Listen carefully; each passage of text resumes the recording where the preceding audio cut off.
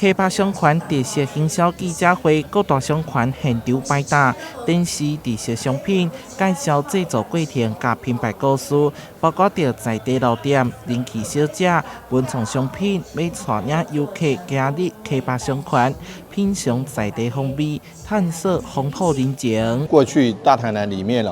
台南市旧台南市是比较偏向这个城市都会。但是旧台南县很多是物产，还有风光、美丽的景色，好山好水，不会好无聊。所以呢，来西北，尤其来旧台南县的地方，包括新化啦这些地方老街，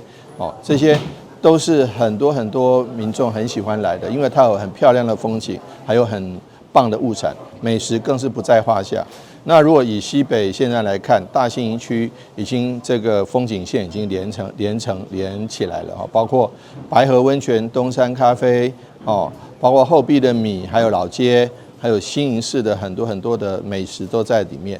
那另外盐水的风炮啊，或者是盐水的意面，这些东西都加在一起，加总在一起，越来越发展，越来越多人知道。借着风景带动物产，借着物产带动风景，这些都是相得益彰的事情。市长王伟体特别担任着代言人出席活动，搭上 K 8地区的牌仔，宣传各地好耍的旅游行程。最近台南 K 8地区受到风台豪雨影响，灾损相当严重。经发局将持续透过商圈辅导甲行销资源整合，协助商圈勘店家努力复原，并观光振兴。